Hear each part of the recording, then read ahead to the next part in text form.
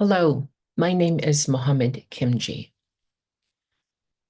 When I was a student at university, one of the most important texts that I studied was from one of the most important thinkers in the history of ideas, Immanuel Kant.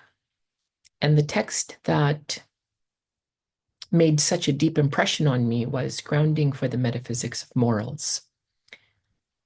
In this work, there are three sections. And I want to, in this video, discuss section number 1. What does grounding for the metaphysics of morals mean? Well, grounding means establishing a foundation.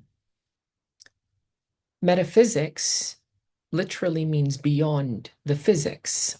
Meta means beyond. Physics has to do with matter, the body. And morals refers to um, ethical conduct. So, grounding for the metaphysics of morals is a text that is intended to establish the foundation for moral thinking, um, a thinking that lies beyond the concern of the natural sciences. The natural sciences are concerned with nature, uh, bodies, matter, animals, the stars. Um, so, grounding for the metaphysics of morals is really Kant's attempt to establish the necessary first principles for thinking about morality. In your life and in my life, people sometimes understand morality to be simply relative to the observer. So, what is good for me may not be good for you, and what you think is good may be different from what I think is good. And so there's the tendency sometimes for people to understand what is right and what is wrong in the universe of morality, what is good and what is evil, as culturally dependent, as dependent on one's experiences. And sometimes people will say that what is good and what is evil is simply a product of experience. And if you had different experiences, you would think about good and evil differently. And as such, there is no fixed standard for good and evil, that morality is simply a matter of subjective opinion. And if that's the case, were that true, then there would be no good and evil that could be um, universalized.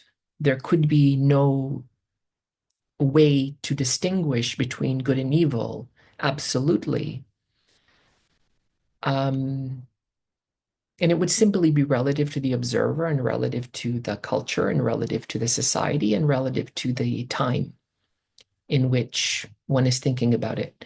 Well, Kant wants to establish in Grounding for the Metaphysics of Morals an absolutely first principle, a necessary first principle, a first principle that is not merely um, derived from experience, because in that case, it could never be a first principle, because first principle means a necessary standard, the standard on the basis of which one must begin to think about morality.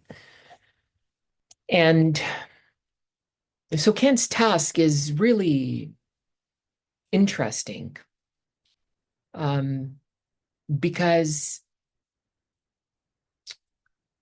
you and I might ask, well, how is he going to be able to do something like that? How do you arrive at a first principle?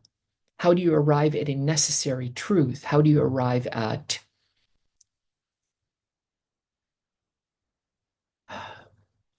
a principle that cannot possibly be false when you are dealing with things that are beyond the limits of science? We tend to think of science as being able to provide knowledge, and what is beyond the limits of science, what is not available to our senses, sometimes we tend to think that that world is the world of just subjective opinion. So it's a very, very interesting project. I don't think that there's any project that could be more important than that. So I'm going to, in this video, look at section number 1, and I'm going to be working with the James W. Ellington translation. This is how Kant begins the first section of his work.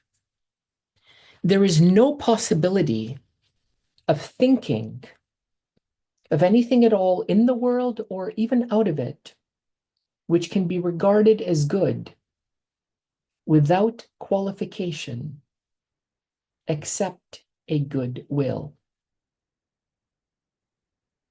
Again, there is no possibility of thinking of anything at all in the world or even out of it, which can be regarded as good without qualification, except a good will.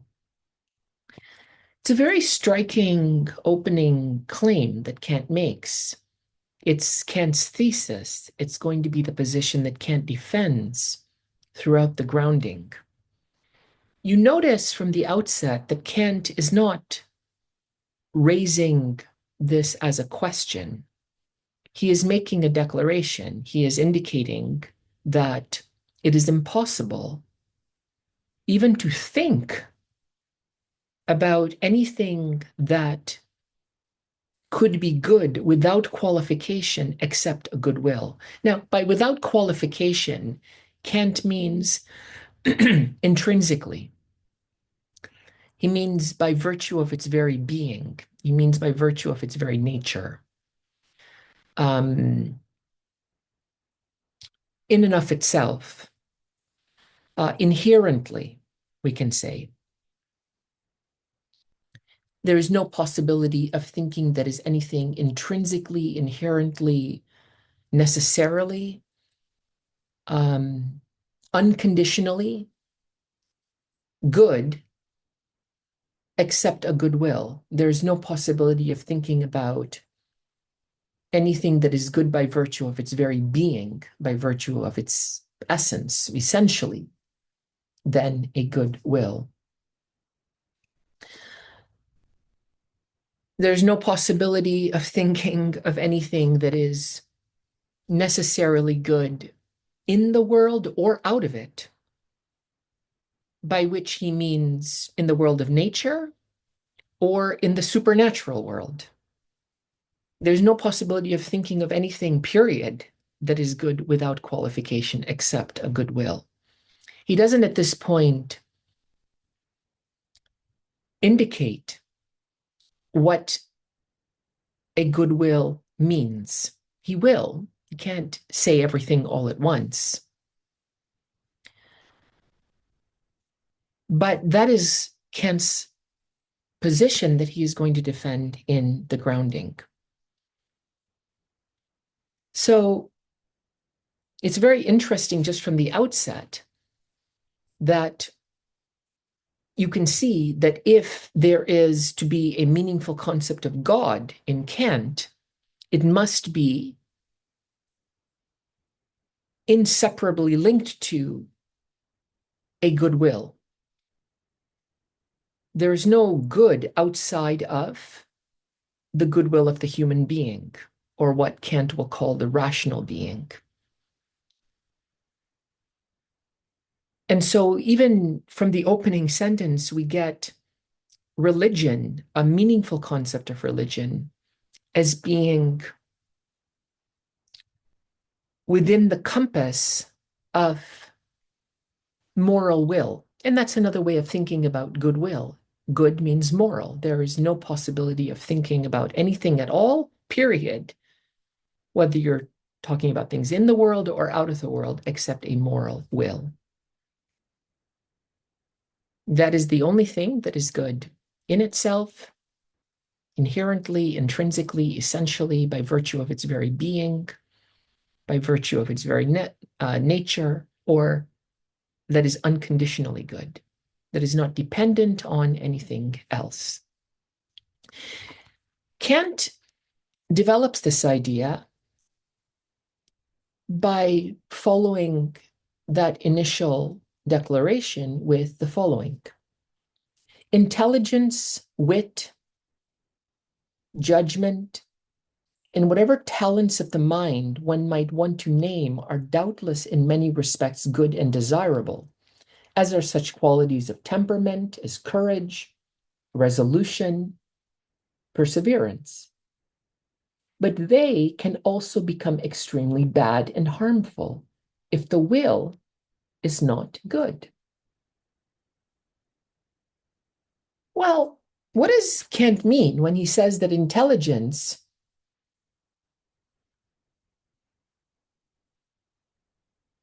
people think of as good, wit people think of as good, judgment people think of as good, talents people think of as good,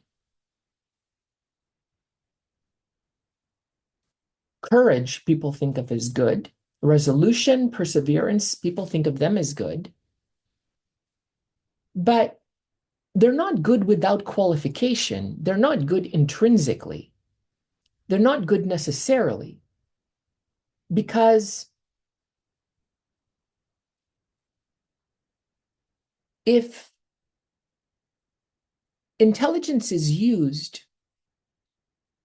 to harm people, if wit is used to harm people, if talent is used to harm people, then that intelligence, wit, talent is not good. I'm going to continue reading and then say more about this. The same holds with gifts of fortune, power, riches, honor, even health, and that complete well-being and contentment with one's condition, which is called happiness, make for pride and often hereby even arrogance, unless there is a goodwill to correct their influence on the mind. The sight of a being who is not graced by any touch of a pure and good will, but who yet enjoys an uninterrupted prosperity, can never delight a rational and impartial spectator. Thus, a good will seems to constitute the indispensable condition of being even worthy of happiness.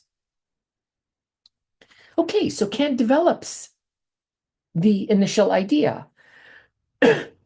Power is not good in itself because power can be used for evil ends. Money is not good in itself because money can be used for evil ends. Same with honor, same with health. If somebody was healthy, strong, fit, fast, and he used those gifts, those strengths to do people harm, then how could they be good in themselves? Then we would say it would actually be better if the person wasn't healthy. It would be better if the person wasn't fit. It would be better if the person wasn't fast. And we know that the most evil people in history have often been highly intelligent. They have often been very healthy. They have often had a very sharp mind.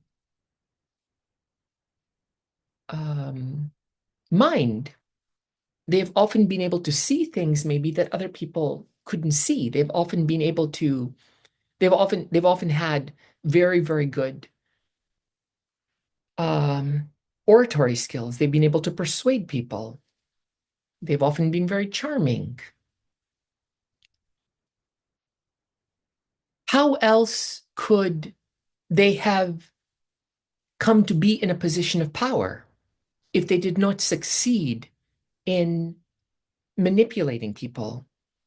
How else could they have won so many people's consent, admiration, support, if they did not make it appear as though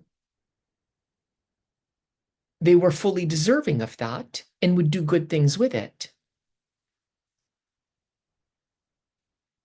In order for one to be in a position where one can do evil on such a catastrophic scale, one would have to have flown under the radar, or at least one's motives would have had to have flown under the radar.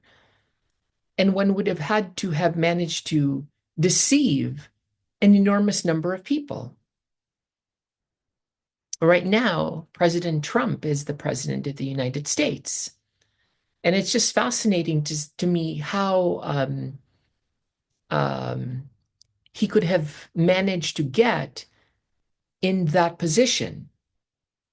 Even now, I find him extremely convincing when he speaks.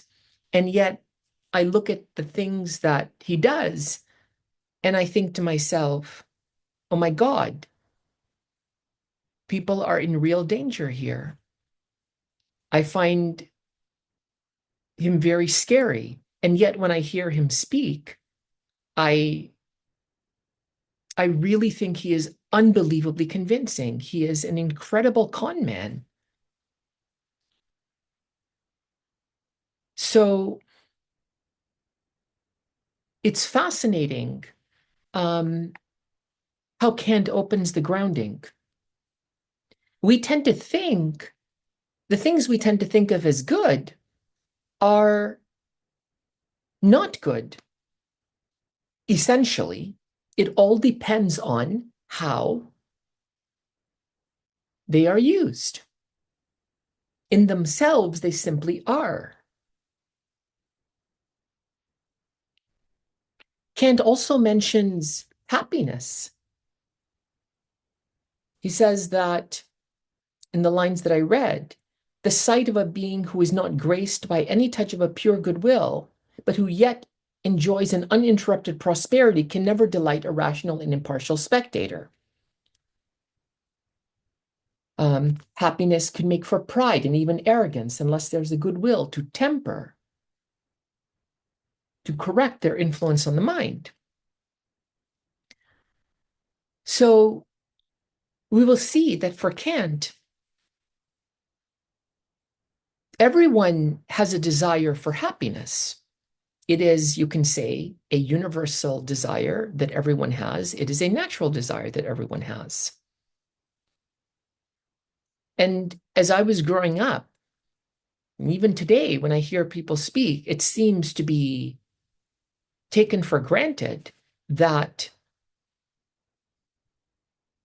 the purpose of life is to be happy, or the highest goal is to be happy. This is what everyone aims at, as though happiness is the good in itself.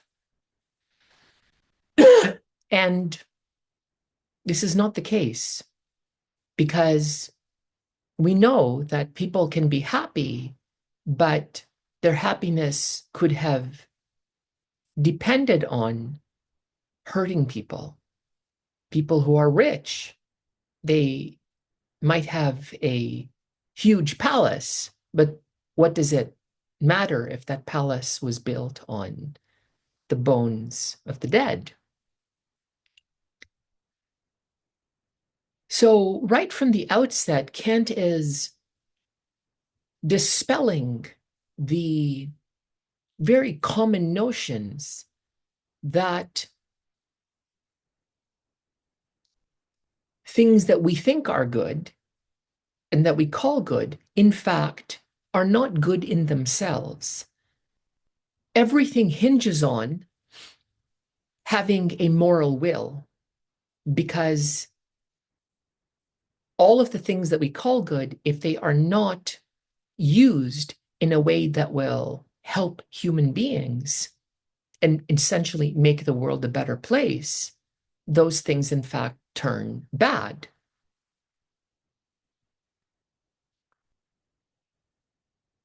Now, I just want to point out when Kant says, thus a goodwill seems to constitute the indispensable condition of being even worthy of happiness, what he's indicating is that what counts is not whether you are happy, what counts is whether you are worthy to be happy. It's not a distinction I'd ever heard until I had read The Grounding, but it is completely true. To be worthy of happiness is to be a moral human being. To be happy cannot be good in itself because, again, happiness often is won at the expense of other people. And it's not actually that hard to be happy if you are willing to enter into a life of crime, if you are willing to hurt people, manipulate people, scam people, steal from people, and use people as objects for your own ends. But, we tend to be very superficial and shallow because we tend to admire people who have what we want, if not envy them, without asking ourselves how they came to be in that position. And most of us would not be willing to do the things that these people have done.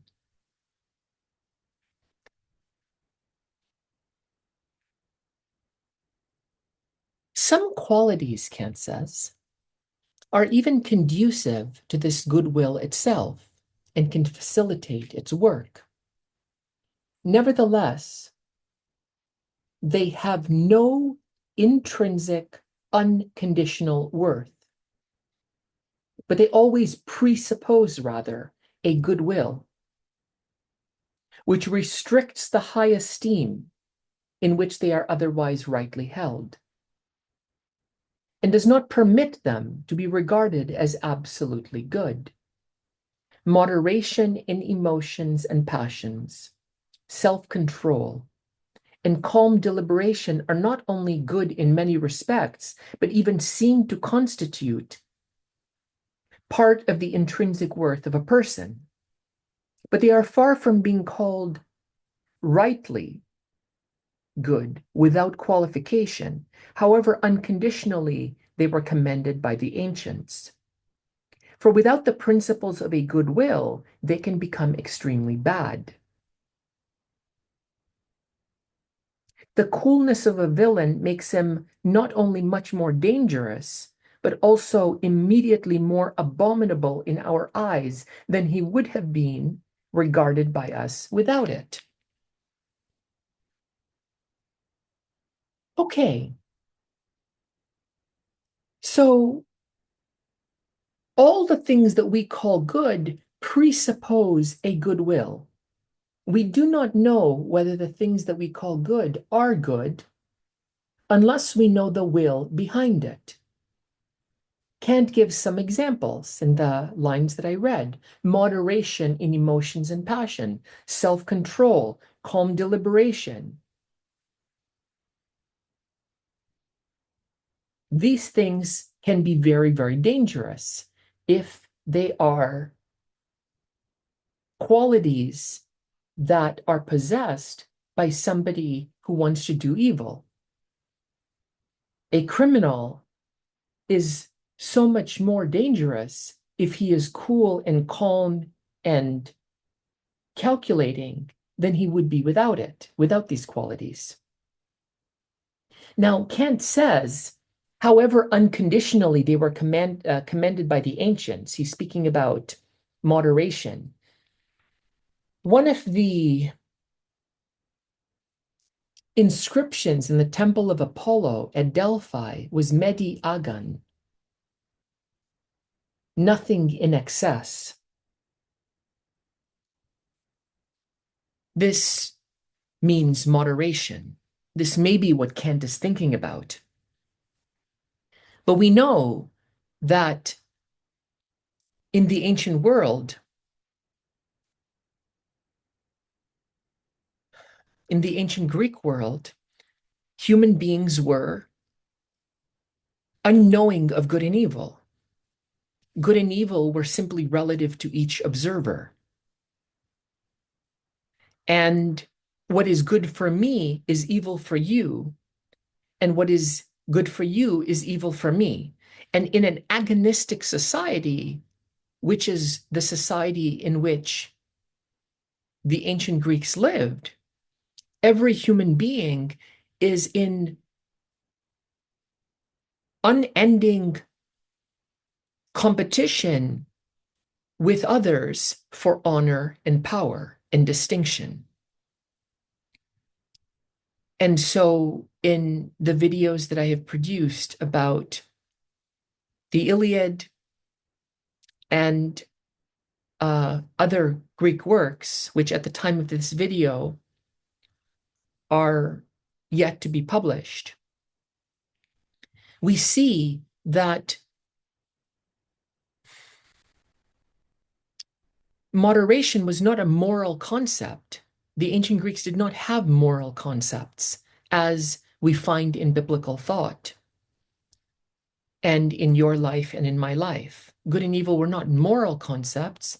They were concepts that reflected one's fate or one's fortune. If I suffered tragedy, it was an evil tragedy I suffered. There wasn't any moral association with that, moral connotation associated with that. And where there was a so-called moral connotation, that was simply a notion of morality that was relative to each individual observer. But there was no universal standard for distinguishing between good and evil. And how the ancient Greeks understood themselves and others and the world was in light of a completely different framework that we find in biblical thought. So Kant continues, a good will is good not because of what it effects or accomplishes, nor because of its fitness to attain some proposed end.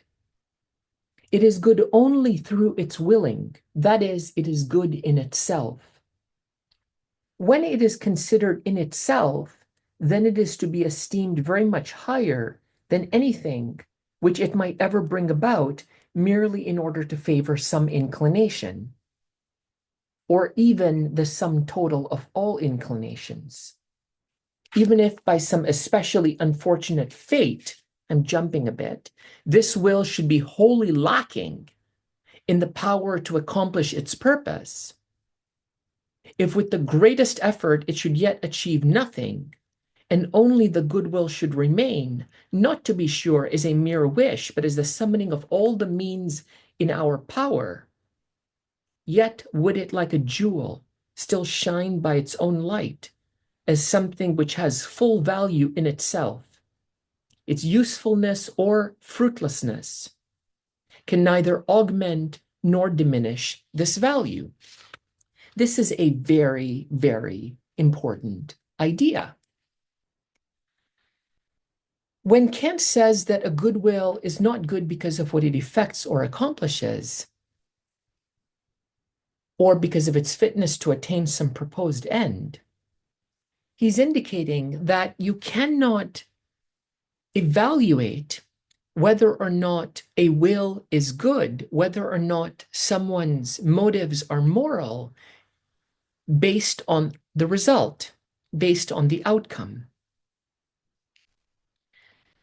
The only thing that is intrinsically good is the will itself, not whether or not it succeeds in its aim.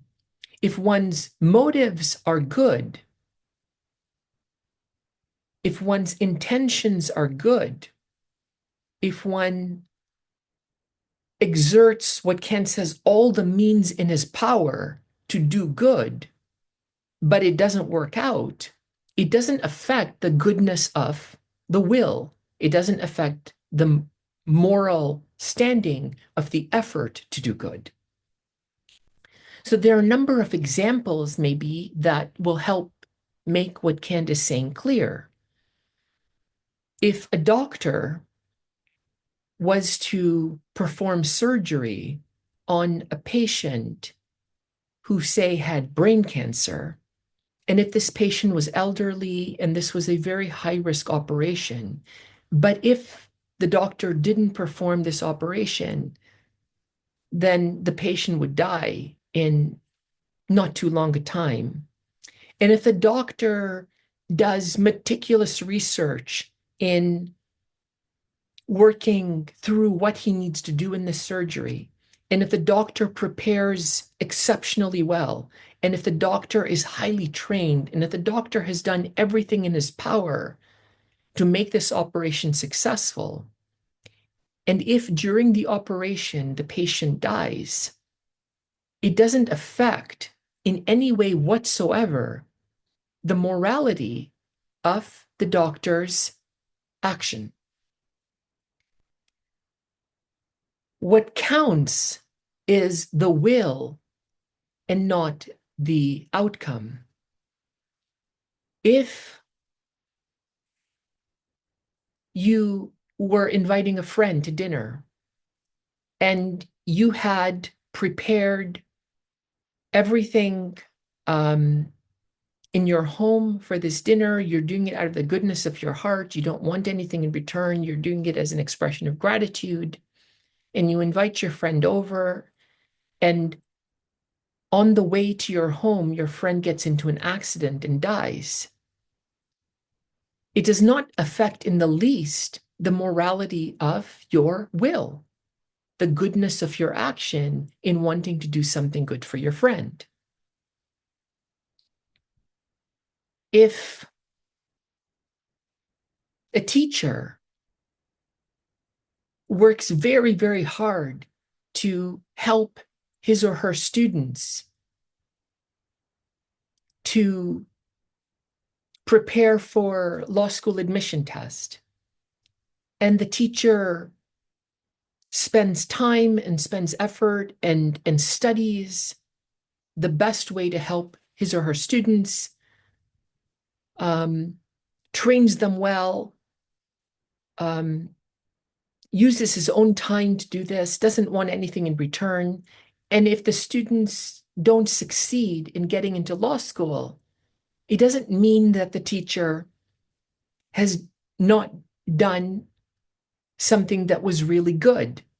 And it doesn't mean that what he did was worth any less because the students didn't get in. If a teacher provides a reference letter for a student to get into law school and the law school rejects him, it doesn't mean, and the reference letter is solid and effortful and carefully written and true, whether or not the student gets in does not affect the goodness of the motives for behind what the teacher did. So we know that generally speaking, when people act with good motives, with a pure heart, you can say, thinking about the Gospel of Matthew, in the Beatitudes, blessed are those who have a pure heart, for they will see God.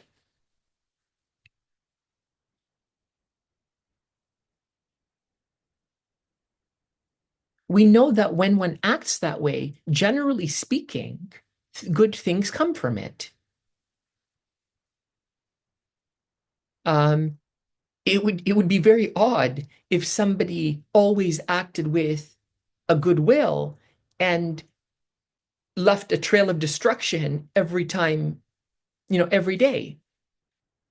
generally speaking, if one acts with a goodwill, then it shows in the world. It shows in the life of the other person. But there is no one-to-one correspondence at all. And one cannot look at the effect of an action to determine the goodness of the action. So Kant says it shines as a jewel on its own, and no knowledge is necessary about whether or not one's goodwill led to the outcome that one intended.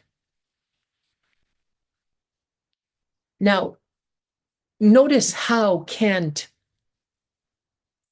understands the goodwill. He says in the lines that I read, it's not a mere wish, but the summoning of all the means in our power. It's not a wish you don't if you're going to act with a goodwill, it doesn't mean that you hope. It doesn't mean that you you wish for something. It's actually it's the full effort that the person gives. You know, if I'm writing a reference letter for a student and I say, well, I really hope that you get in, but my reference letter is really poorly written and uninformed, and I didn't put in the time and the effort, my hope, my wishes don't mean anything. They're just sentimental nonsense. But if I put in the time, if I work, if I think, if I use the maximum means that I have to write the best letter that I can, that properly reflects why the student should get into this program. And if the student doesn't get in, that's very different. So I have done what I could have done.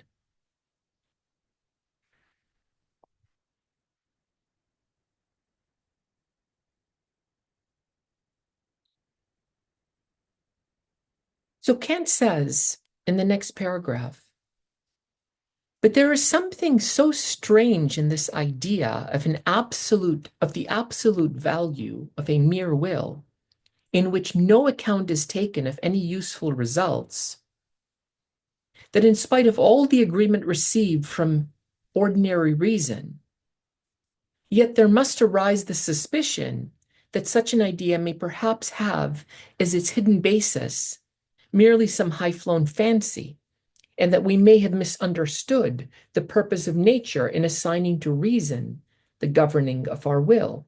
Therefore, this idea will be examined from this point of view.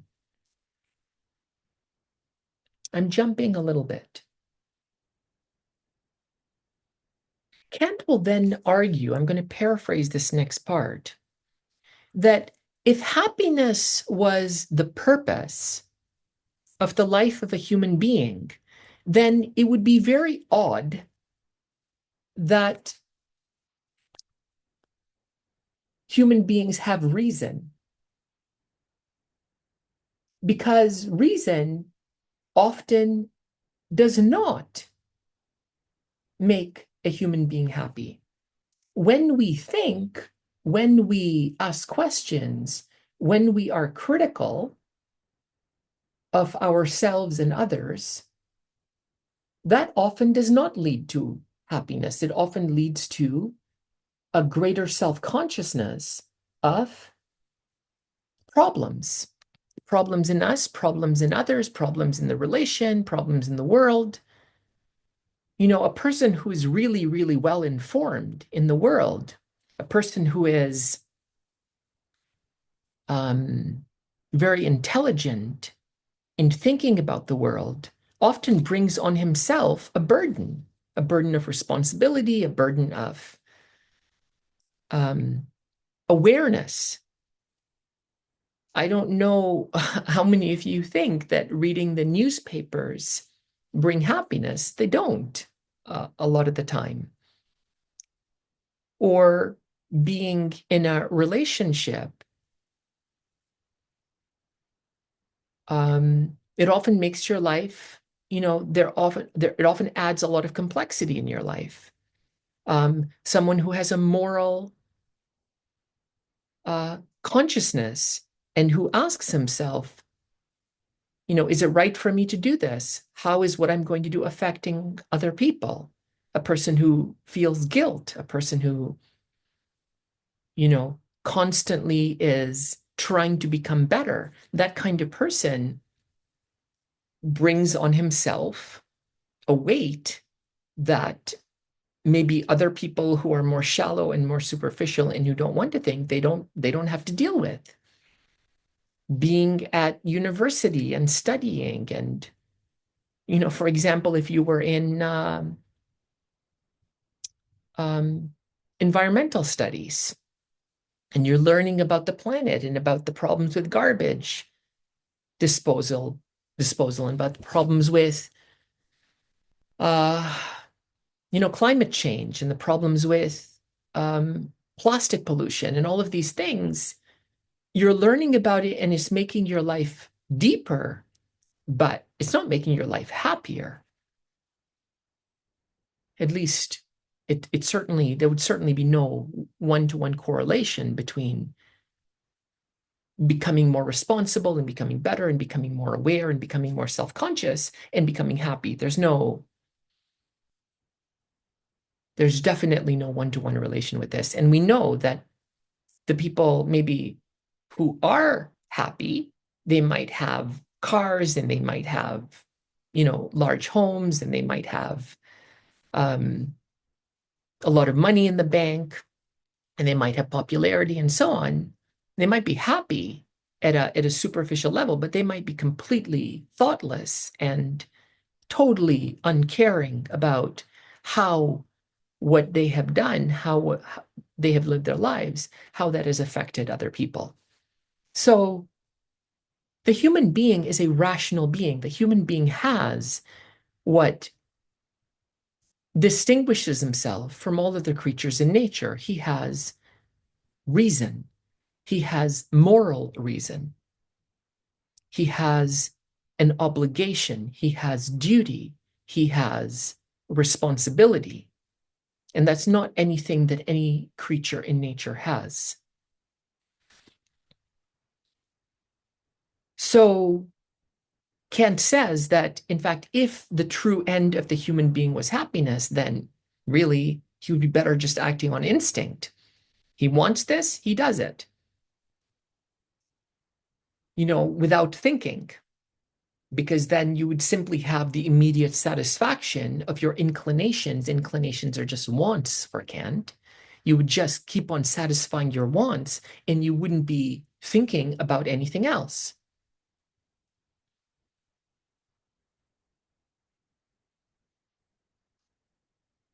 So Kant says then, and in fact, we find that the more a cultivated reason devotes itself to the aim of enjoying life and happiness, the further does man get away from true contentment. So now Kant here is making a distinction between happiness and true contentment. Happiness, Kant is going to define as the sum total of the satisfaction of all of our inclinations, or the satisfaction of the sum total of all of our inclinations. The more of our wants we satisfy, the happier we become. But that's very different from true contentment. True contentment, I think, would be self-respect. True contentment would be self-understanding. True contentment would be fulfillment of a kind where you are not hiding from yourself. You are able to look at yourself in the mirror and think to yourself, I am proud of what I did. Not by deceiving yourself, but honestly, you're able to have conversations with people who challenge you without lashing out at them. And there's a big difference between being happy at a superficial, shallow level and being content and maybe not happy. It would be very hard for me to expect that people who read the news every day and who look at the kinds of things that are happening in the world and look at how people have become so utterly obsessed with um, with money and with power, that they've really let go of their own humanity. And it's very, very hard. If we recall the teaching in the gospel, that it's easier for a rich person to go through the eye of it's easier for a camel to go through the eye of a needle than for a rich person to enter the kingdom of heaven. We tend to, when we have money, we tend to lose our humanity. It's just what seems to happen. We tend to get carried away by the tide of our wants, and we don't really want to concern ourselves with the suffering of other people. We are more likely to go shopping than we are to sit down beside a homeless person and ask, are you okay? You know, the person who is suffering, the person who is in dire condition, he's more likely to be able to empathize with other people who are in the same position. You know, somebody who's spending a lot of his life on yachts in, you know, very, very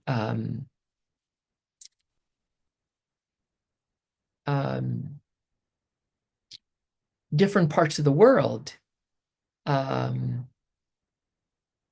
and, you know, in expensive hotels and things like that, he's less likely to be able to connect with somebody who is having difficulty paying for groceries at the grocery store. But what's the what's the content of his life if he is so far removed from people who are like him and who are you know, struggling, and if he doesn't care?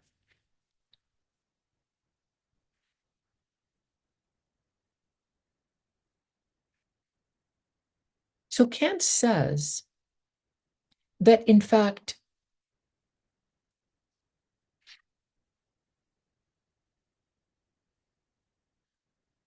maybe I'm just going to read.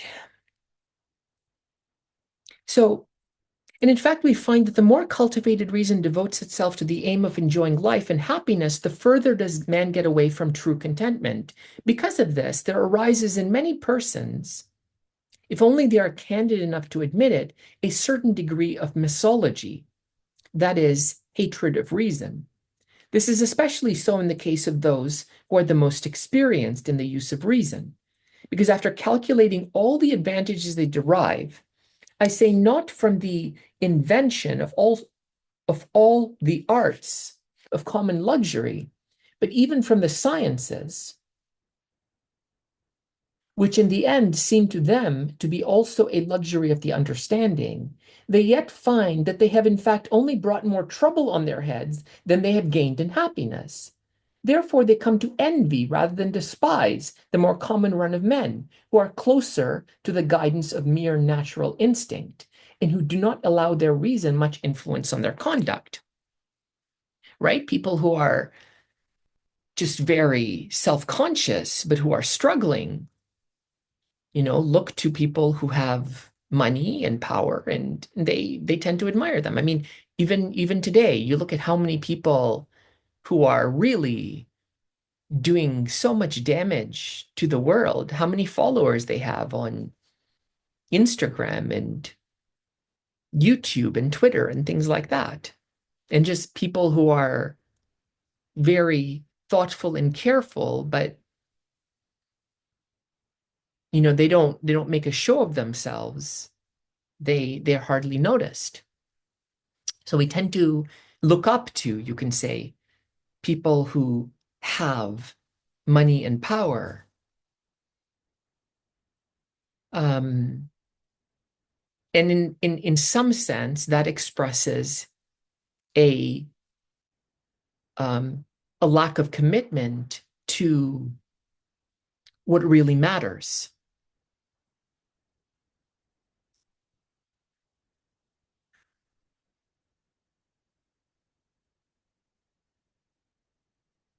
Now, I just want to point out that Kant clearly has distinguished between reason and natural instinct. That is obviously a biblical distinction. Reason in the Bible is always moral. Um, the focus of the scriptures is on being a moral person. That's what it means to believe in God. That's what it means to be a child of God, to live a moral life. That's what it means to be close to God.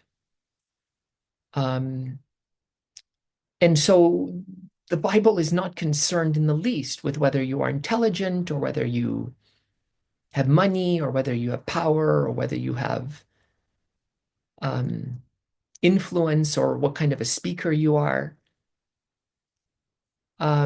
If you speak with a faltering tongue, but you speak the truth, that matters, not how you speak. So persuasion, all of those things that were so important in the world of ancient Greece and Rome, they have no value in biblical thought. What counts is whether you have a pure heart, whether you express humility, whether you live an honest life, and so on. And we've talked about that at some length. Instinct is reactive. Instinct is not active. Instinct is reactive. When you act on the basis of instincts, you are reacting. You are not acting. When you act on the basis of reason, you are acting. You are not reacting. So Kant distinguishes between action and reaction, between reason and instinct. A very critical distinction. And Kant says, maybe I should look at the margin numbers of the edition that I have because these margin numbers aren't common across editions. So this is at margin number 396. Kant says existence has another and much more worthy purpose for which, and not for happiness, reason is quite properly intended, and which must therefore be regarded as the supreme condition to which the private purpose of men must, for the most part, defer. Right? Existence has a much more worthy purpose than happiness. The human being is not a creature of instinct. The human being is a rational being. If you act merely on the basis of instinct, you will be in jail or you will be dead. We think, we are thinking beings. We are self-conscious beings. We are responsible for thinking. We can't just do anything that we want. That is not lack of power. That is power. This restraint, the power of restraint, the power to keep ourselves from acting on the basis of natural instinct. So in biblical thought, we know the human being does not live by bread alone, but by every word that comes from the mouth of God. The human being does not live by natural instinct alone, but by the commands, you can say, of reason.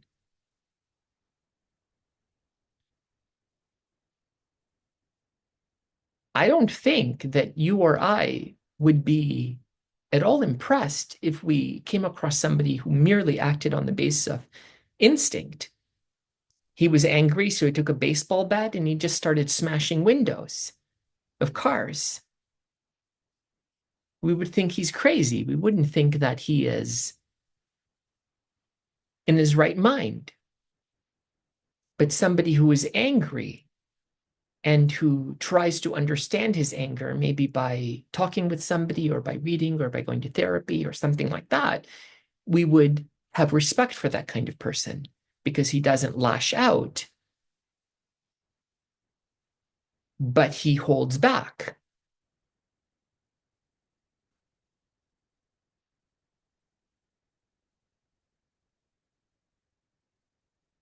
Kant then says, still at 396,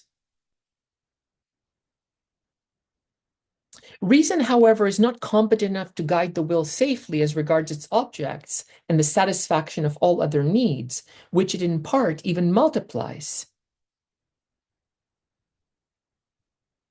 To this end, would an implanted natural instinct have led much more certainly.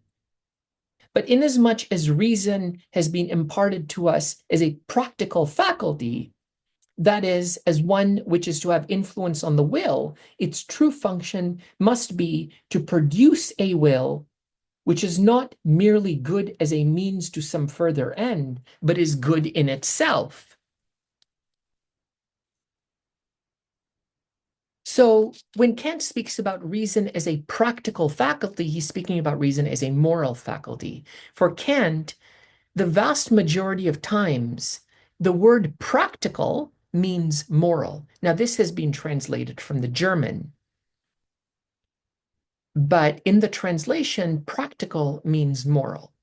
And Kant's work, the critique of practical reason, is the critique of moral reason. So keep that in mind, that when Kant uses the word practical, he by that means moral. So yeah, the human being has reason, and reason actually tends in many ways to multiply the needs, to increase the lack of satisfaction, in contrast with satisfying natural needs and decreasing the needs that we have, increasing the satisfaction. Reason makes life more difficult. Reason makes life more complicated. What did we read in the story of Genesis? In the story of Adam and Eve, with the knowledge of good and evil comes pain in childbearing. The childbearing does not refer to the child coming out of the mother's womb. It means the pain in bearing ideas, in giving birth to ideas, in thinking. And the labor and toil after eating from the tree of knowledge would be a laboring in the fields of the spirit, not laboring in the fields of farmland. There's no connection between physical childbearing and knowledge of good and evil. There's no connection between physical toiling in farmlands and knowledge of good and evil. And we remember the third consequence of the knowledge of good and evil, the consciousness that you will die. From dust you are, and to dust you will return. So Kant is indicating that, in fact, if happiness was the true goal, human beings would simply be acting on instinct. But we know that it's not. And yet, no matter how many times we say it is, what matters is that we live a meaningful life, a true life, a life that is in accordance with reason, or in biblical thought, the commands of God, which is nothing more than the commands that we know to be true, that we recognize to be commands coming from not merely nature, but from spirit. That's what it means to live by the commands of God. It means to live by the commands that we know are true. necessarily true.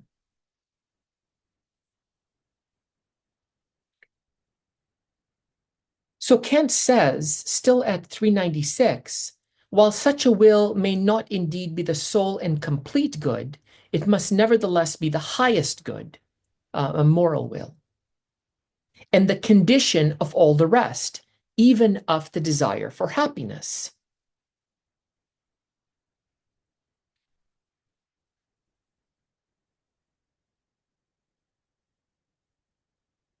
In this case, there is nothing inconsistent with the wisdom of nature that the cultivation of reason, which is requisite for the first and unconditioned purpose, may in many ways restrict, at least in this life, the attainment of the second purpose, that is happiness. Of course. Of course, reason restricts happiness. Because if we simply did what we wanted, we could never have peace because our wants, the satisfaction of our wants, would come at the expense of the satisfaction of the wants of others. And we wouldn't be thinking about what is right and wrong. We would simply be reacting to the impulsive, unthinking instincts. That's not what it means to be a human being. I'm going to put this on pause because I need to get a drink of water. Be back. At 397, Kant writes, the concept of a will estimable in itself and good without regard to any further end must now be developed. What does that mean? A good will has no further end outside of its willing. Why should a human being treat another human being with respect? Because he ought to do it.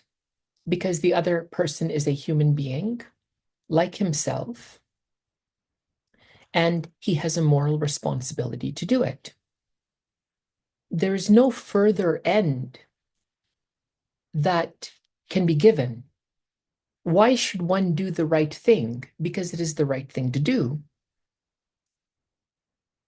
If you were to add any further end, some kind of incentive, some kind of reward, some kind of reason that a human being should do something outside of the only reason that is valid, a moral reason, then the action would not be good in itself. The action is good in itself when it is done from purely moral motives. If one is doing something because of the sake of a reward or to avoid some kind of punishment, then the motives have been adulterated. I'm not doing something, I'm not, I'm not, I'm a cashier in a grocery store. Somebody gives me $10 for a $2 item. I have to return $8.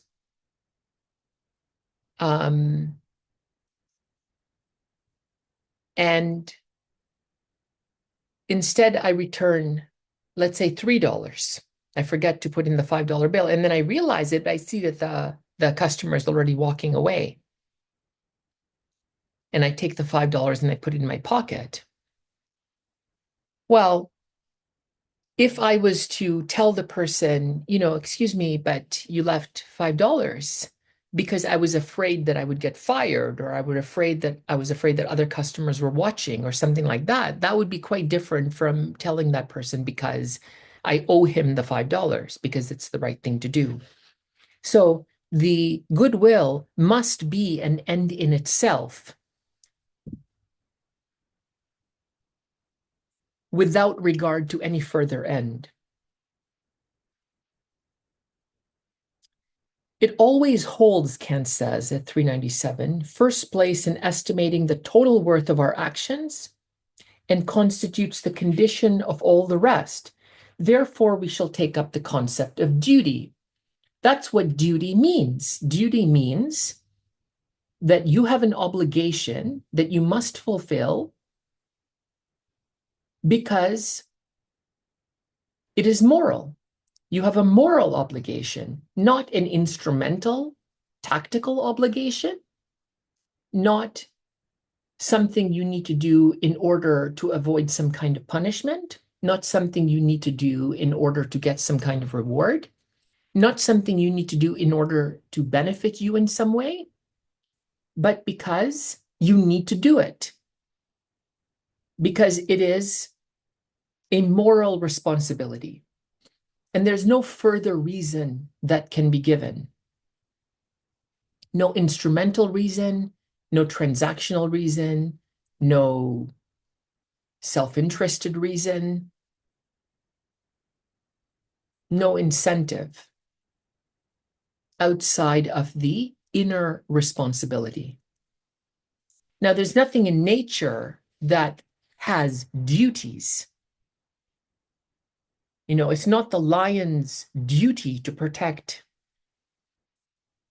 his cubs. In fact, lions will often kill cubs, but they're not responsible, morally responsible for doing anything wrong. They're not responsible for doing anything wrong because they do not have reason in the sense that human beings have reason. If lions had reason, then it would be moral reason. So in nature, there is no morality, and hence we don't hold anything in nature responsible for what it does.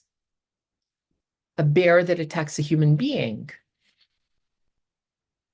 may be put down, not because the bear did anything wrong, but in order to protect other human beings. That's quite different. Now, Kant will provide a number of examples here to distinguish between or to distinguish among acts that are done from duty, that is, where a moral responsibility is the sole motive for an action. Kant is going to distinguish that from actions that are done out of self-interest and actions that appear to be done from duty, but in fact are simply done in accordance with duty and not from duty. Moral responsibility is not the engine that drives the human being, but maybe the individual's upbringing or disposition or something like that.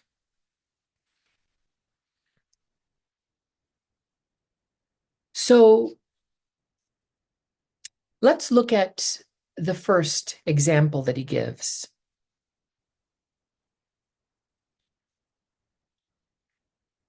This is at 397 still. For example, that a dealer should not overcharge an inexperienced purchaser certainly accords with duty. And where there is much commerce, the prudent merchant does not overcharge but keeps to a fixed price for everyone in general, so that a child may buy from him just as well as everyone else may. Thus, customers are honestly served. But this is not nearly enough for making us believe that the merchant has acted this way from duty and from principles of honesty. His own advantage required him to do it. Such an interesting example. So here you have someone who is selling something, and he keeps the price the same for everybody, whether the person is rich or poor, or woman or man, or black or white, it doesn't matter.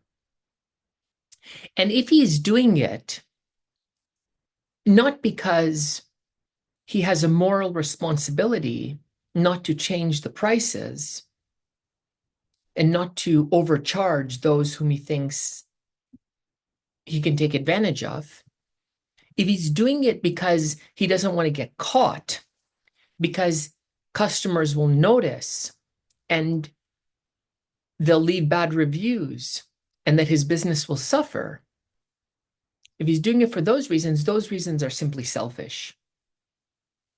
Although the fact that he is, in terms of what the eyes can see,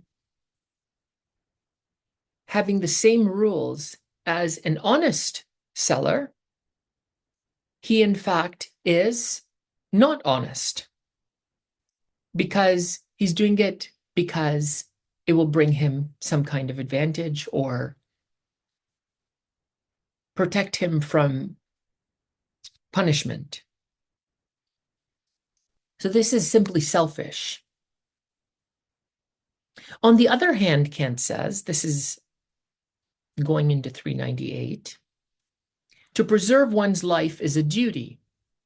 And furthermore, everyone has also an immediate inclination to do so. But on this account, the often anxious care taken by most men, for it has no intrinsic worth, and the maxim of their action has no moral content. They preserve their lives, to be sure, in accordance with duty, but not from duty.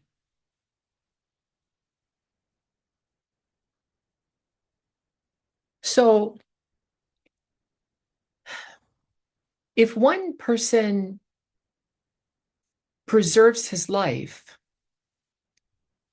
because he wants to, that's quite different from preserving his life because he has a moral responsibility to do so. And it's very hard to distinguish sometimes between someone who does something because he has an inclination to do so and someone who does something because he has a moral responsibility to do so. And Kant gives the example of an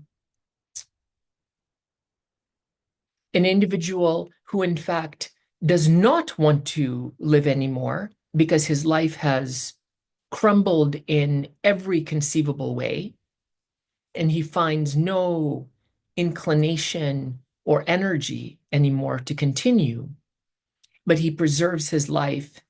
He pushes forward because he has a moral responsibility, because it would be wrong to take his own life. Then that would be done. That would be a decision that would have been made from duty. So he says at 398, on the other hand, if adversity and hopeless sorrow have completely taken away the taste for life, if an unfortunate man, strong in soul and more indignant at his fate than despondent or dejected, wishes for death, and yet preserves his life without loving it, not from inclination or fear, but from duty, then his maxim indeed has moral content. And we'll say something about maxims in a short time. To be beneficent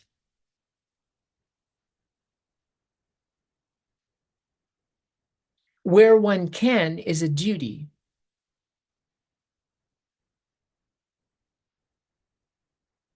Kind, generous. To be kind or generous, to be beneficent where one can is a duty. And besides this, there are many persons who are so sympathetically constituted that without any further motive of vanity or self-interest, they find an inner pleasure in spreading joy around them and can rejoice in the satisfaction of others as their own work. But I maintain that in such a case, an action of this kind, however dutiful and amiable it may be, has nevertheless no true moral worth. It is on a level with such actions as arise from other inclinations. That is the inclination for honor, which, if fortunately directed to what is in fact beneficial in accord with duty and is thus honorable, deserves praise and encouragement, but not esteem, for its maxim lacks the moral content of an action done not from inclination, but from duty. So if you have somebody who is very sprightly, very kind-hearted, just because he or she enjoys spreading light around himself or herself, and there's just constitutionally a kind of very jovial, lighthearted, happy disposition where the person is particularly sensitive. It doesn't like to see other people unhappy. And so when the person gets up in the morning, every day, the person just is very kind and generous towards other people because that's his or her constitution. That's quite different from somebody who intentionally, willfully acts, not because it is his or her natural constitution, but because he or she has a moral imperative, you can say, that he or she is acting from. What is the reason that one is kind or generous towards others? Not how does it appear, but what is the inner reason? What is the motive? That's what Kant is concerned with. If one is simply doing something because one has always been this way, or because one was raised to be this way, or because one has a constitution that is so sensitive that he or she doesn't maybe he or she feels uncomfortable when other people are unhappy. And so there's just a natural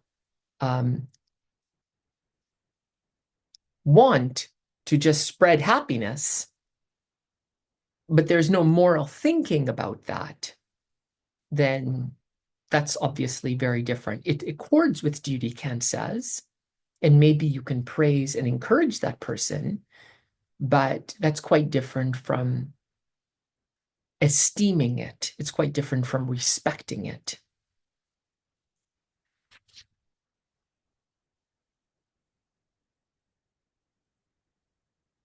So Kant says, those are the three distinctions. Those are the three states that I wanted to bring to attention. Acting from duty is different from acting for selfish reasons, which is different from acting in accordance with duty, but not from duty. And for Kant, clearly, he makes it clear on a number of different occasions that the highest worth is a moral will. There is nothing that is more estimable than that. And Kant says at 399 that moral worth is incomparably the highest of all. Okay, when one acts from duty and not from inclination and not for selfish reasons. Now, as I mentioned, Kant will hold that every human being naturally desires to be happy. There's no one that either of us can think of that doesn't want to be happy. Even if somebody, does things that makes him or her unhappy, there is a certain kind of pleasure that comes from that. And Kant says at about maybe 6 lines under 399, here also do men of themselves already have, irrespective of duty, the strongest and deepest inclination towards happiness. Because just in this idea are all inclinations combined into a sum total. That's what happiness is. It's the satisfaction of all the inclinations. But the precept of happiness is often so constituted as greatly to interfere with some inclinations.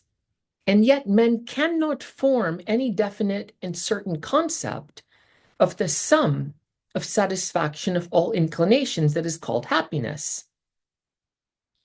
Hence, there is no wonder that a single inclination, which is determinate, both as to what it promises and as to the time within which it can be satisfied, may outweigh a fluctuating idea.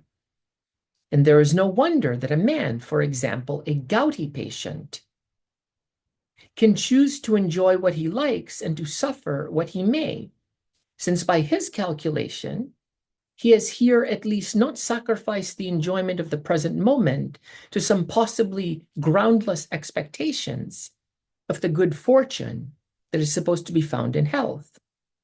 But even in this case, if the universal inclination to happiness did not determine his will, and if health, at least for him, did not figure as so necessary an element in his calculations, there still remains here, as in all other cases, a law, namely that he should promote his happiness not from inclination, but from duty. And thereby, for the first time, does his conduct have real moral worth. Okay, what has Kant said about happiness? Kant has said that no human being has a clear and distinct idea of what it is that will make him happy. The very things that we think will make us happy almost invariably will not. You think that a particular person will make you happy, and many years later, you find that your feelings have changed. You find that, things aren't working out as well as you had thought it was. The beauty that first attracted you doesn't seem to be as beautiful anymore. Other people are catching your eye. The person has actually made your life more complicated. You're spending more money. You're having difficulty with your partner's parents, whatever it is the case that happens to be. But your eyes are wandering and you want something else. You want something more. This happens all the time. People get used to things.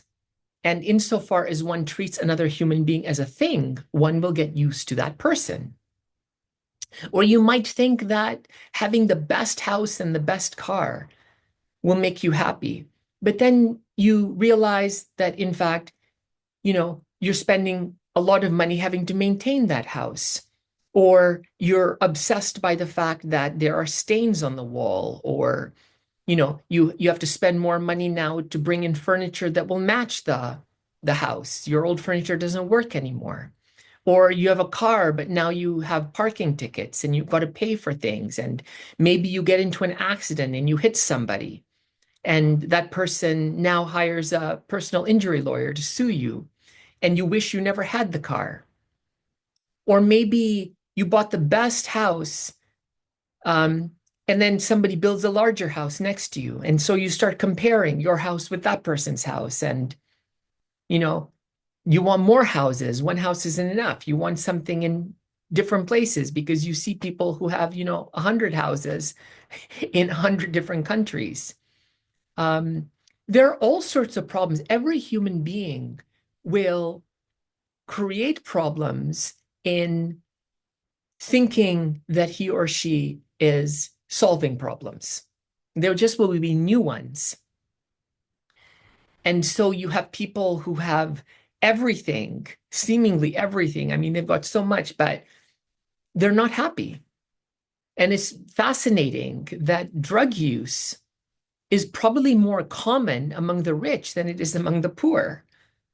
I mean, how can one explain that? Why do people who have everything need to use mind-altering substances more than, it seems, people who have very little?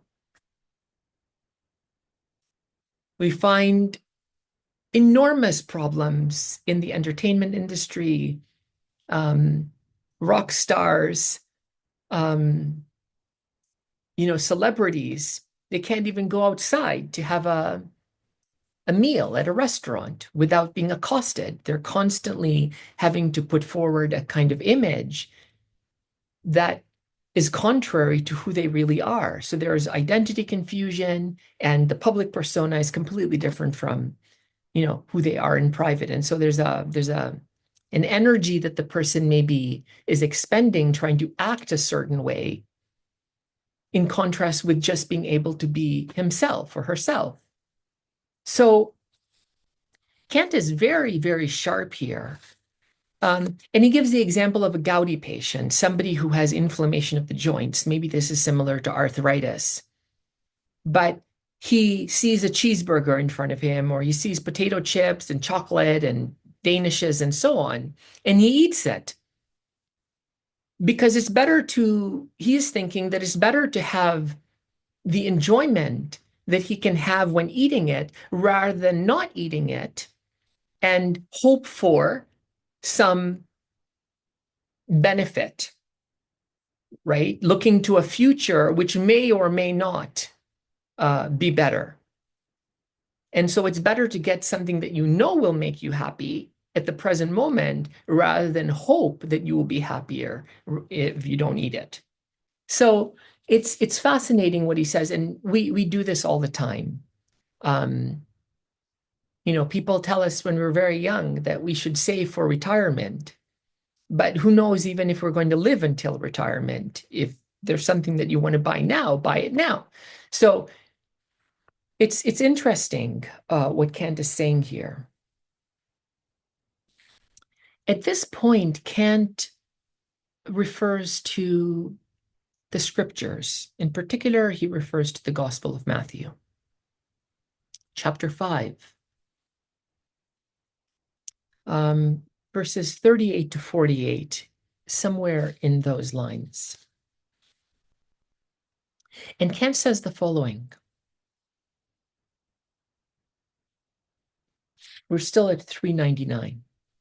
Undoubtedly, in this way also are to be understood those passages of Scripture which command us to love our neighbor and even our enemy. For love as an inclination cannot be commanded, but beneficence from duty when no inclination impels us, and even when a natural and unconquerable aversion opposes such beneficence, is practical, moral, and not pathological love. Such love resides in the will and not in the propensities of feeling, in principles of action, and not in tender sympathy. And only this practical or moral love can be commanded. What a incredibly insightful reading of that part of the Gospel of Matthew. Love your neighbor as yourself. This is first expressed in the book of Leviticus in the Hebrew scriptures in chapter 19, verse 18. Later, I believe it's chapter 19, verses 33 or 34, love the stranger as yourself. So from love your neighbor, which could have meant love your fellow Jew, it turned into love the stranger as yourself. And in the Gospel of Matthew, chapter 5, verse somewhere between 38 and 48, Jesus says, love your enemy. Now, this idea of love as something that is commanded cannot possibly be a feeling. It cannot possibly be the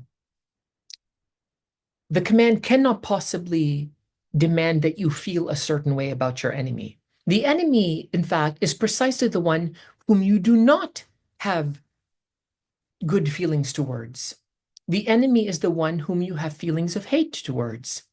So the command, love your enemy, would be completely strange if it had to do with feelings. first of all, you can't command feelings, or at least it makes no sense to command feelings. And secondly, feelings are reactive responses. They are not actively chosen. You can't actively choose to feel like your hand is not burning when your hand is on a stove and it's burning. You react. So what Kant is indicating here is that when in the scriptures we are commanded to love our neighbor, stranger, and enemy, that points to a concept of love as willful action and not sentimental feeling. It has to do with how you treat another human being, how you actually relate to another human being.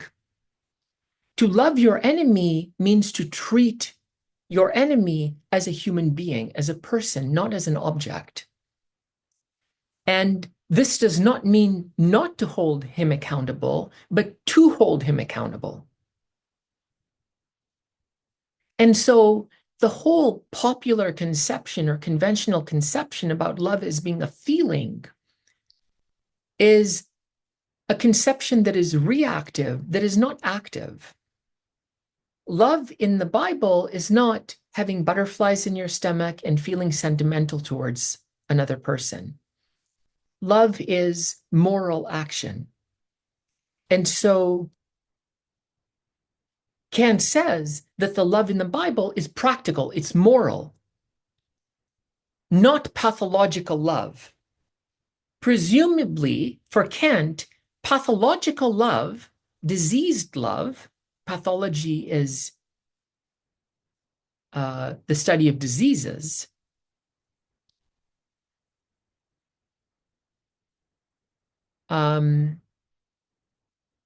Diseased love is simply feeling. You look at somebody, you're attracted to that person, and you fall in love with that person. It's just rooted in how you feel about another person. And often those feelings are immediate. They're simply based on how the person appears. But in general, feelings are reactive in the sense that we do not choose them. And somebody who builds his relationship with another person on feeling will find that his feelings will change. They will change as time passes. They will change as he meets new people. They will change as other people maybe show interest in him, whatever. And then what happens to that relationship? Well, there has to be a choice. There has to be a commitment. There has to be a dedication. And you know that the things in your life that you are dedicated to, that you are committed to, are things that you hold on to, regardless of how you feel. You might be dedicated to becoming fit. And if you really are dedicated, then whether it's raining or whether it's snowing or whether it's sunny, you are going to get exercise regularly. And whether you feel like eating cheeseburgers and French fries, and things like that, you will stick to what you know is right for your body. So it's fascinating how Kant understands what conventionally we today call love and understands that as pathological, as diseased, because it means that the will is not involved. And in fact, it's not a moral love. It's a love that is rooted in senses, in sensations. And that kind of love never lasts. Just because feelings never last.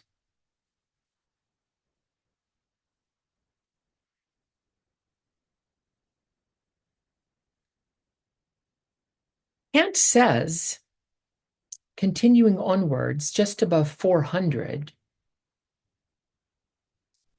an action done from duty has its moral worth not in the purpose that is to be attained by it, but in the maxim according to which the action is determined.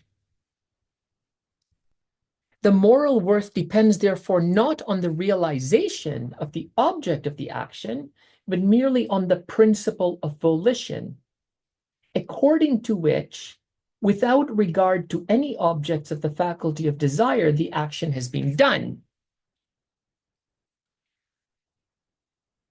So, repeating what he said before, the moral worth of an action is not deducible from or reducible to the result.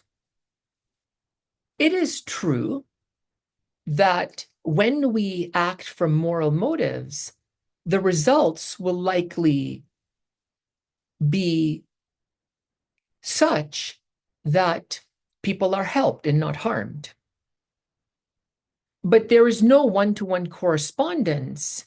And in fact, there are cases where people do act with purely moral motives, and the result or the outcome is not what people expected. Look, if you were going to a casino and you withdrew all your money and you went to the roulette wheel and you put all of the chips on block number 9,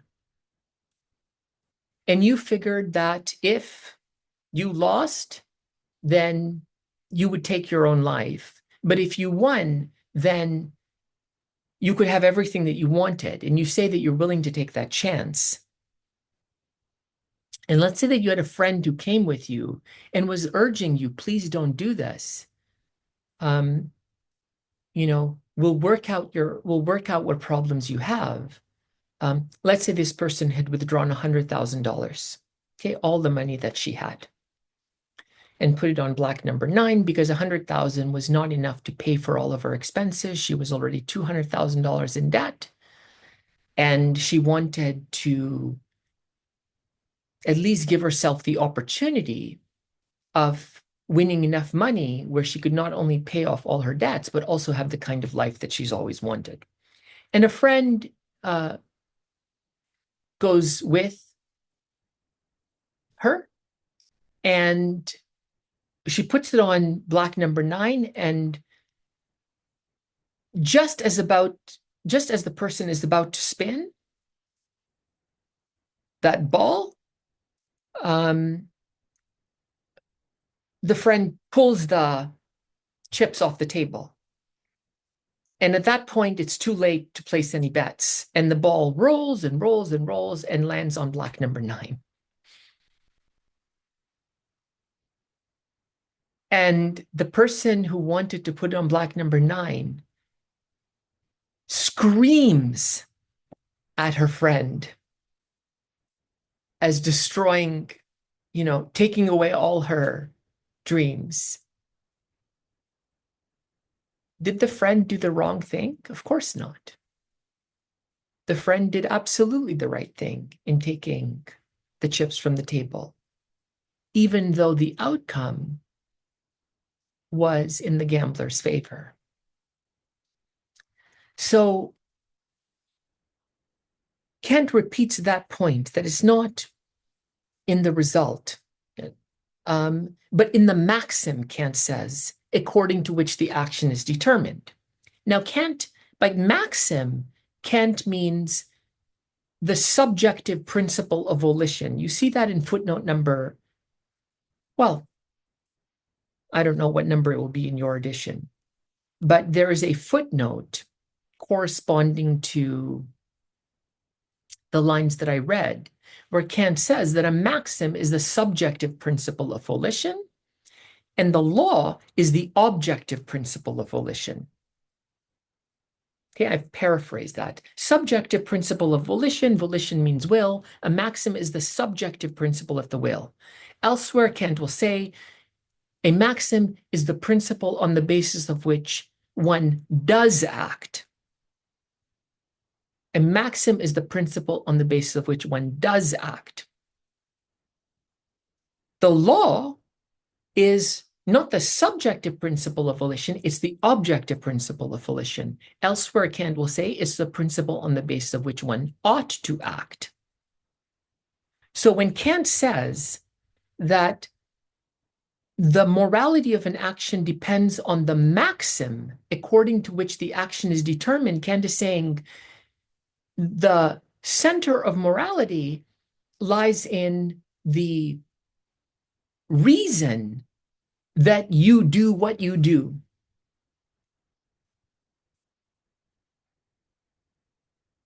What Kant will call the motive.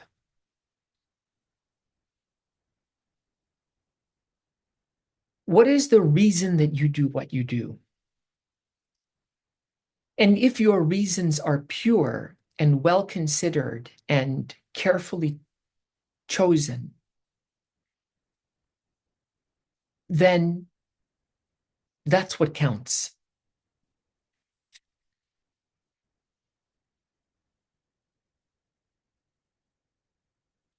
So Kant says, from what has gone on before, this is at 400, from what has gone on before, it is clear that the purposes which we may have in our actions, as well as their effects regarded as ends and incentives of the will, cannot give to actions any unconditioned and moral worth.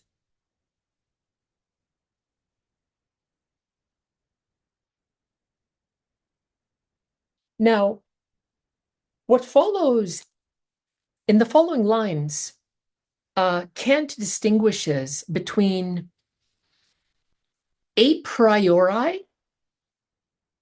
principles and a posteriori incentives. He says, for the will stands, as it were, at a crossroads between its a priori principle, which is formal, and its a posteriori incentive, which is material. Now, I just want to make a comment here that will distinguish between a priori and a posteriori. So a priori for Kant means necessary and universal. It is not derived from experience. Experience can never provide necessary and universal truths. What is derived from experience is a posteriori, not a priori. A posteriori means derived from experience. It cannot be necessary and universal.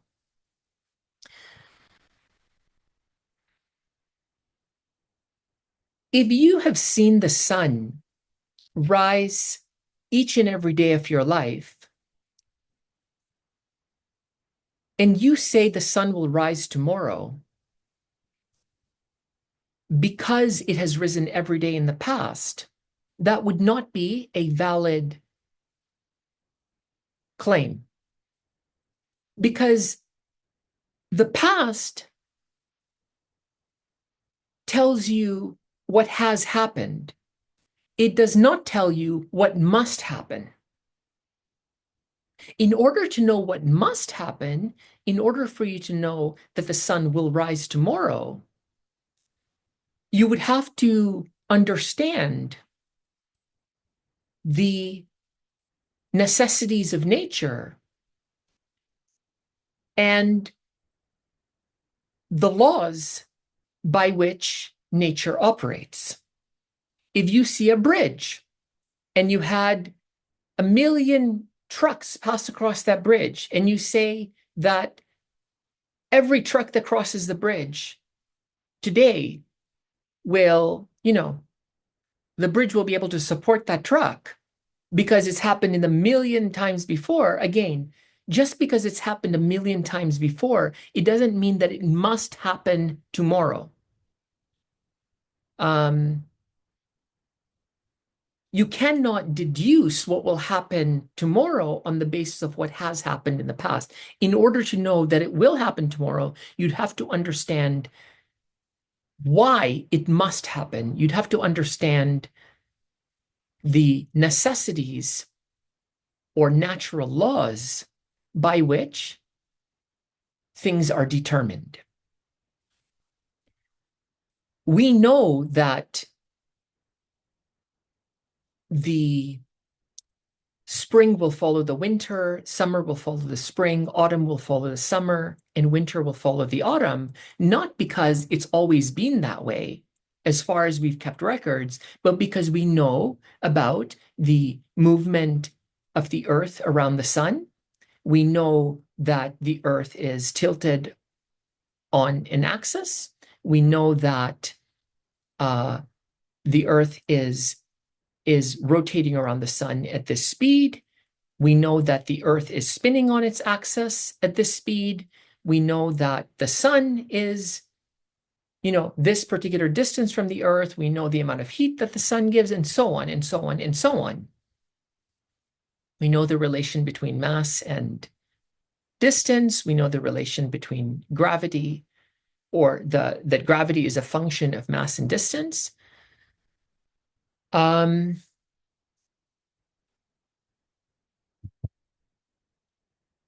that's what I meant to say, not the relation between mass and distance, but we know the gravitational pull is affected by mass and distance. So when one understands the laws by which material objects must be determined, then we can say this must happen. So Kant is not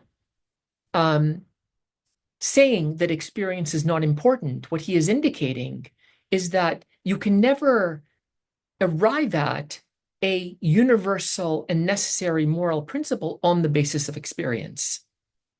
It is a priori.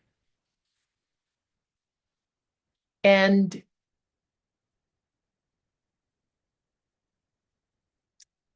Kant will proceed, still at 400. Duty is the necessity of an action done out of respect for the law. I can indeed have an inclination for an object as the effect of my proposed action, but I can never have respect for such an object just because it is merely an effect and not an activity of the will. You can't have respect for objects. You want objects, you want money, you like money, you desire money, you work for money, but you don't respect money. If you were to find a wallet with a lot of money inside, and you kept that money, you would like the money and the things that it can buy you, but you wouldn't have respect for yourself. And if you see somebody who finds something very, very expensive, a gold ring, and it's worth $20,000, $30,000, and the person searches for the owner of that ring, posts flyers, all of these things, and eventually finds the owner of that ring and returns it to him, you would respect, or her, you would respect that person. There's a big difference between liking someone and respecting that person. And it parallels the distinction between happiness and contentment.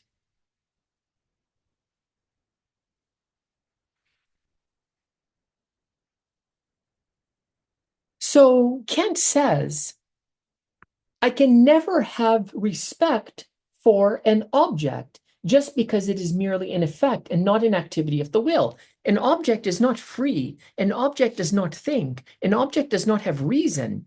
An object does not have a mind. So you can't respect objects. You respect people. And in particular, you respect people who are worthy of respect and who do things that are worthy of respect. That often means doing things against their natural wants, because it shows that they have command over their reactive impulses and that they are not enslaved to them. And so Kant says, still in 400, that only the law, that is the moral law, can be an object of respect, and hence can be a command. Now, an action done from duty must altogether exclude the influence of inclination, right? When you are going to do something that is worthy of respect, you do not act on the basis of what you want to do. Your sole motive for your action is what you ought to do.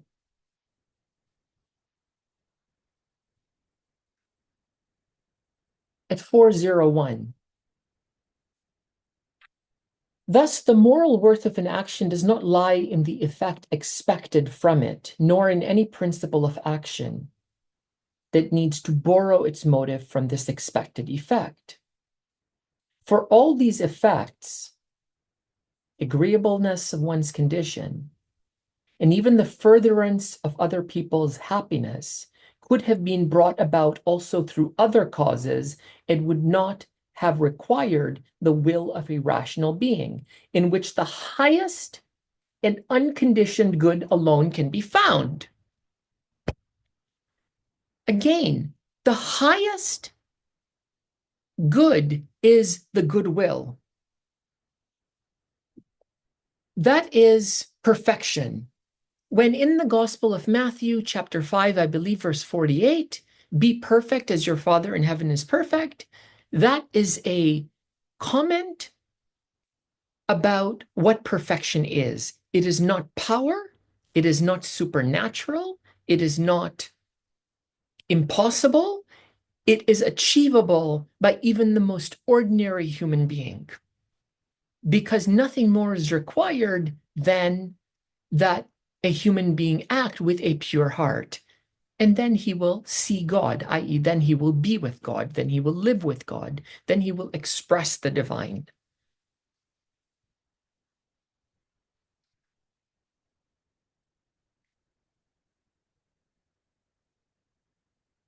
So Kant says, to pick up on what the line that I read, that you can't look at the effect to judge the morality of an action, because the effect could have brought about by all sorts of immoral causes also. And just as sometimes the effect, the outcome of a moral action may not be what one desired, so too the effect of an immoral action might be or might appear to be moral. In the gambling example, the friend goes to the roulette wheel and puts everything on a certain number. And let's say the friend is with her and she doesn't do anything. It's not her money that's going to be lost in this move, desperate move. And so she's with her friend and she supports her and she's watching her and she finds it exciting. And she sees the number land right where the first person had put all the chips. And so she gets all this money.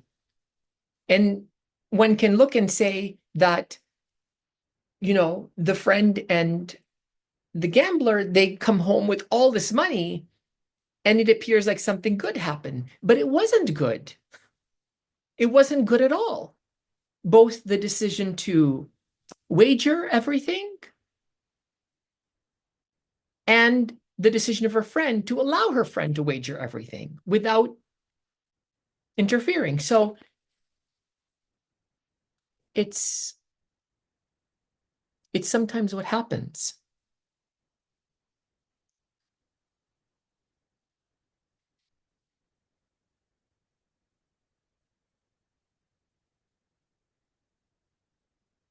(402). Up to this point, you may be wondering, okay, Kant has used the language of goodwill, but it's very vague. What is the standard by which you can distinguish between a good will and a bad will or an evil will? Goodwill sounds very imprecise. How do you know that somebody is acting with a goodwill? How do you know that somebody is acting morally? On the basis of what standard must one act in order for the action to count as moral? I need to get some water 1 second. At 402, Kant will articulate the exact principle by which we can distinguish between a moral action and an action which is not moral.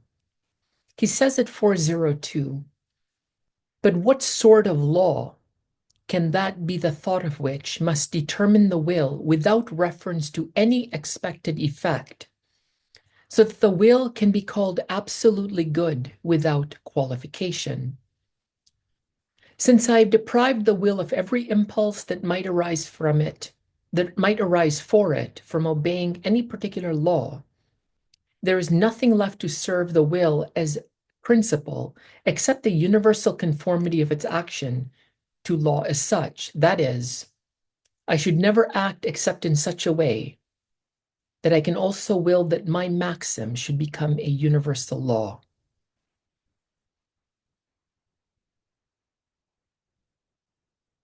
Now, let's stop there for a second. The very first formulation of the moral law is this: I should never act except in such a way that I can also will that my maxim should become a universal law.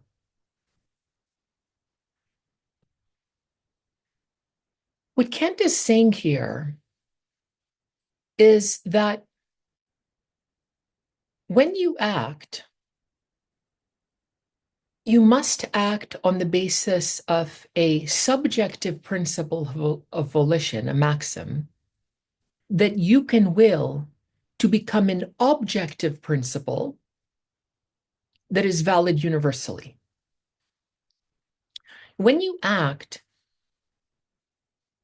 you have to ask yourself, can I will that the principle that I am using right now be a principle that everyone else uses? Can I will that what is going on in my mind right now, the way I am reasoning, be universalized? Or am I acting on the basis of a subjective principle of volition, maxim, that I would not want everyone else to act on? Is my thinking right now a thinking that I would say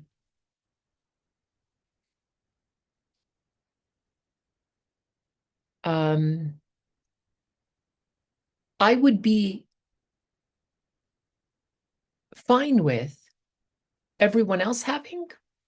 Or is my thinking a kind of thinking that only I want to have, and I want everyone else to act completely on the basis of completely different ways of thinking? The standard that I use for my action, is it a standard that I would say is valid for me, but not for everyone else? Or is it a standard that I would say is valid for me and for everyone else? That is, am I making myself an exception to a rule that I would want everyone else to follow? Am I holding one standard for me and another standard for everybody else? Am I acting on the basis of double standards? Or do I have one standard where I hold myself accountable in light of that same standard as I hold everyone else accountable? Am I treating myself differently from how I treat everybody else? Am I treating everybody else differently from how I treat myself? Or do I have in mind one humanity where I have no right to make myself an exception to a rule that I want everyone else to follow? I don't know how to express this differently. In the Gospel of Matthew, chapter 7, Jesus says, I believe this is chapter 7, verse 1 onwards, do not judge, or else you will be judged by the same measure by which you judge. Why do you seek to take out the speck out of your neighbor's eye when you have a log in your own eye? First, remove the log out of your own eye before you take the speck out of your neighbor's eye.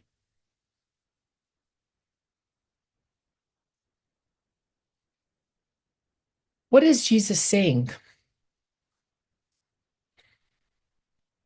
Do not make a judgment about others without holding yourself accountable to that very same judgment. It's easy to say to somebody, I don't like it when you lie. Don't lie to me.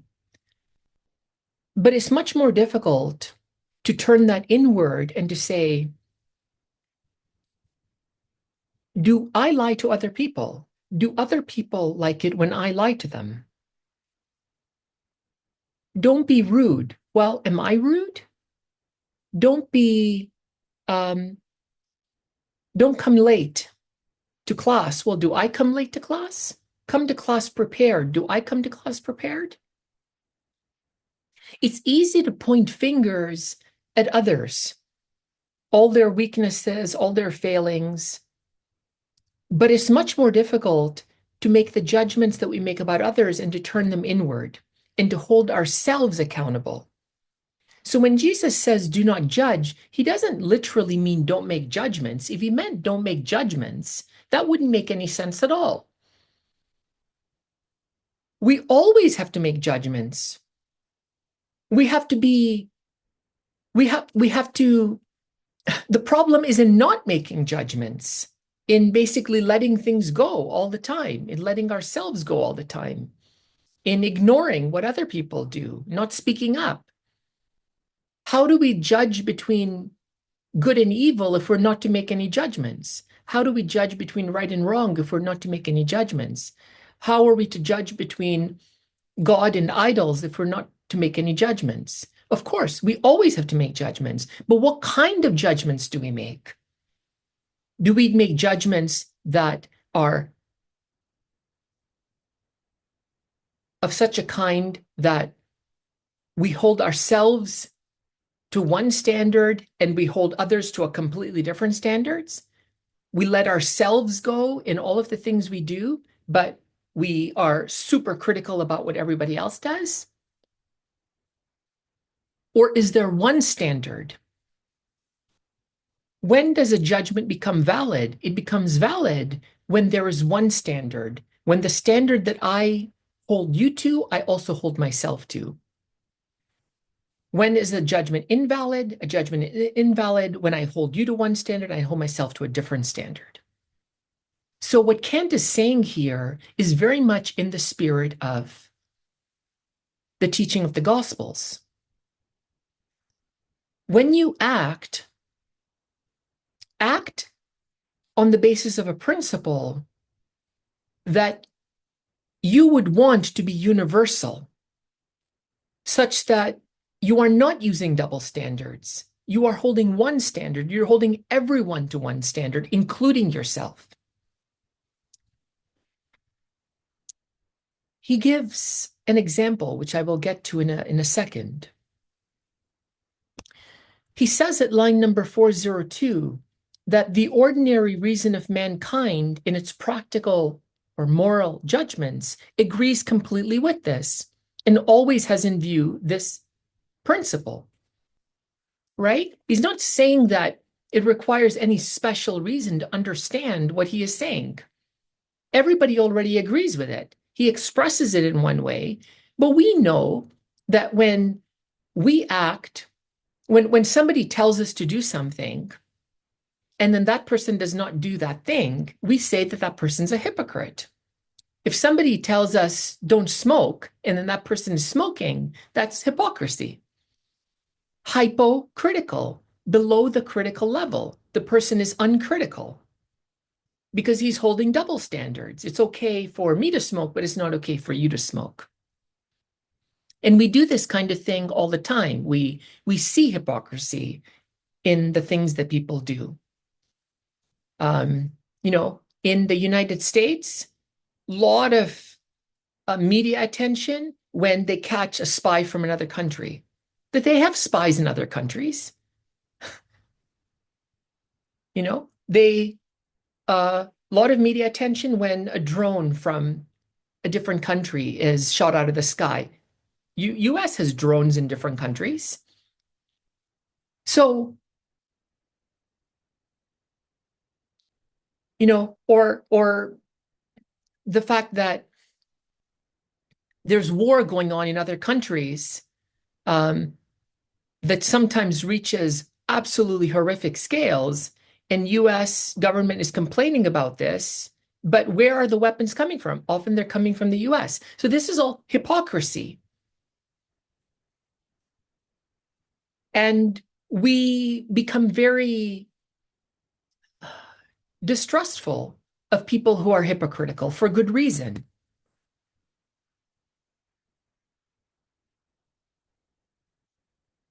So Kant says, for example, take this question. When I am in distress, may I make a promise with the intention of not keeping it? I readily distinguish here the two meanings which the question may have, whether making a false promise conforms with prudence or with duty. Doubtless the former can often be the case. Indeed, I clearly see that escape from some present difficulty by means of such a promise is not enough. In addition, I must carefully consider whether from this lie there may later arise far greater inconvenience for me than from what I now try to escape. Furthermore, the consequences of my false promise are not easy to foresee, even with all the consequences of my false promise. Even with all this, my supposed cunning, loss of confidence in me might prove to be far more disadvantageous than the misfortune which I now try to avoid. The more prudent way might be to act according to a universal maxim and to make it a habit not to promise anything without intending to keep it. But that such a maxim is nevertheless always based on nothing but a fear of consequences becomes clear to me at once. To be truthful from duty is, however, quite different from being truthful from fear of disadvantageous consequences. In the first case, the concept of the action itself contains a law for me, while in the second, I must first look around elsewhere to see what other results for me that might be connected with the action. For to deviate from the principle of duty is quite certainly bad, but to abandon my maxim of prudence can often be very advantageous for me, though to abide by it is certainly safer. Right? If somebody doesn't lie because he is afraid of the consequences that could result, maybe people will find out if he lies, maybe he will lose business, maybe people will come to distrust him. Maybe there's a really, really good chance that the lie will go undetected. But what happens if it is detected? If these are the considerations that somebody is thinking about when he decides not to lie, he is acting on the basis of fear and reward. He's acting on the basis of external incentives, external motives. He's not acting on the basis of a moral principle. He's acting on the basis of principles of prudence. And looking at him, we don't know that he's acting on the basis of principles of prudence because he's telling the truth. The hidden motives are invisible. But it's in the hidden motives that we find the truth, you can say, of an action, or we can say whether or not the action is truthful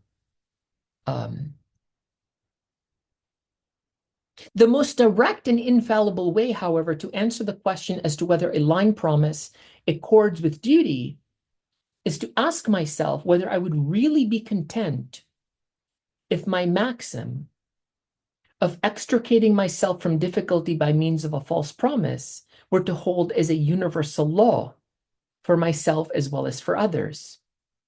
And could I really say to myself that everyone may promise falsely when he finds himself in a difficulty from which he can find no other way to extricate himself?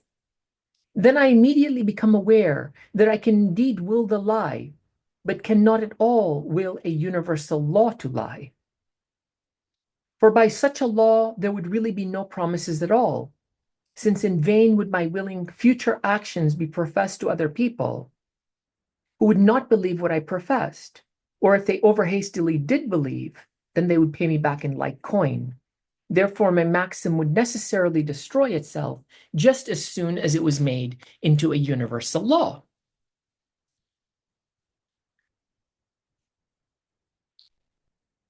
When I lie, the reason that my lie works is because I know that other people believe me and trust me. What I am doing when I lie is I'm taking advantage of their trust in me and using it against them. If nobody trusted me, my lie would never work to get me what I wanted. So I could not possibly will that it is okay to lie. I could not possibly believe that everybody acts on the basis of a principle that it's okay to lie when it suits that person. Because if everybody acted on the basis of that principle, nobody would trust anyone. And if nobody trusted anyone, then the whole advantage of lying would be lost, not only for everybody else, but for me. So when I act immorally, I'm really relying on the fact that people count on me to be moral. That way I can fly under the radar and nobody would suspect that what I'm doing is immoral. But I really believe the opposite. I really believe that it is not okay to act immorally, that everyone else should act morally, because only in that way will what I do take advantage of people's good faith in me. So I'm making myself an exception to a rule that I want everyone else to follow. I'm holding a double standard. And people don't expect me to hold a double standard, which is why I'm successful when I do hold a double standard. So Kant says, I can will the lie, but I cannot at all will a universal law to lie. The lie that I will is a lie that depends on my belief in the opposite, that it is not okay for lying to be a universal law. Therefore, I need no far-reaching acuteness to discern what I have to do in order that my will may be morally good.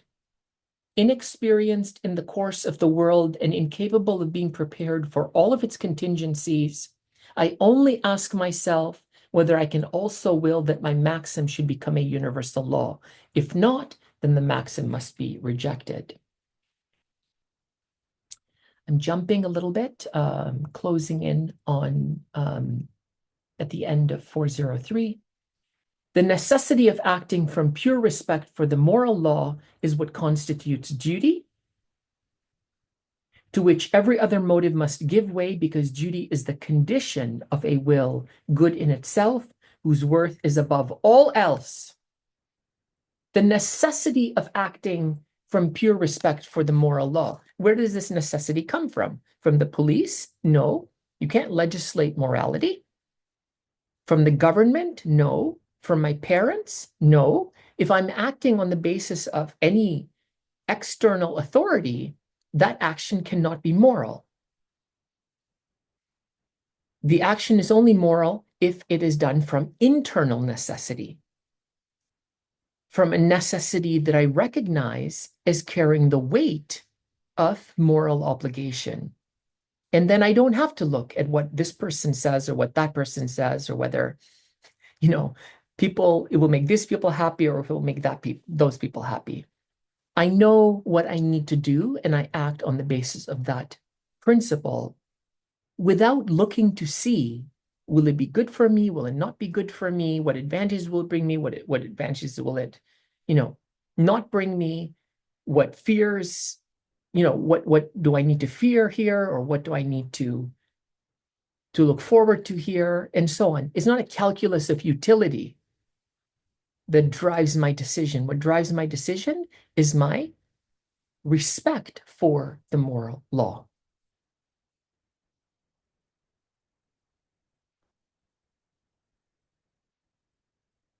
Kant speaks about this principle, this moral law, of which he's going to have three different formulations in the grounding. This is the first one: act only according to that maxim that you can will at the same time be a universal law. That's the first formulation of the moral law. He's going to have three different formulations, but he speaks about this law as being like a compass. He says ordinary reason with this compass in hand is well able to distinguish in every case that occurs what is good or evil. It's a compass. It's not a recipe book. It's not a calculator. It's a compass.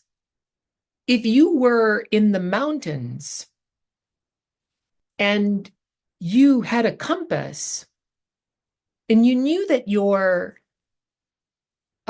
camp was somewhere in the northeast, basically, if you headed northeast, you would get to camp. You wouldn't just head northeast. There could be crevasses. There were, trees, boulders, impassable obstacles. If you know you need to go northeast, you would still have to know your terrain very well to know what's the best route there. You can't just go in a straight line. If I had to go to the grocery store and I just went in the straight line, I would fall off my apartment. I would fall off my balcony. So it's a compass. It requires thinking. It requires understanding. It requires careful judgment. The moral law it doesn't judge for you. It provides a principle, and a principle is different from a rule. A rule is do this or do that. A principle is a standard that needs interpretation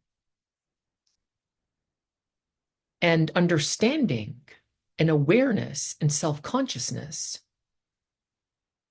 You still need to judge. In fact, probably most of the problems moral issues that we encounter are not easy to work through.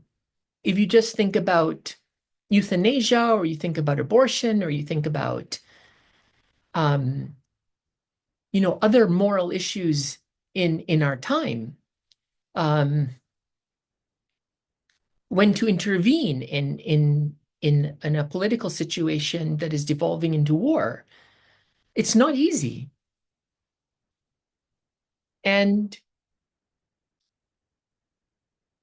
the more maybe thoughtful perspectives we hear, the more the clearer our understanding becomes about what we ought to do. But still, we might be stuck. If you have an appointment with a friend and you meet someone on the street and he needs your help, and if you were to help him, you'd be late for your appointment with your friend, it's not clear what exactly to do.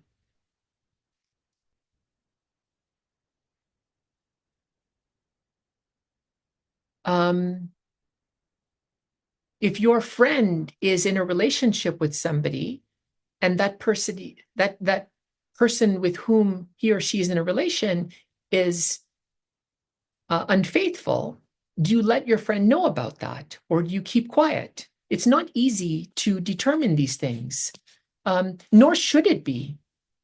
Human life is a problem. If it wasn't a problem, what would human life be like?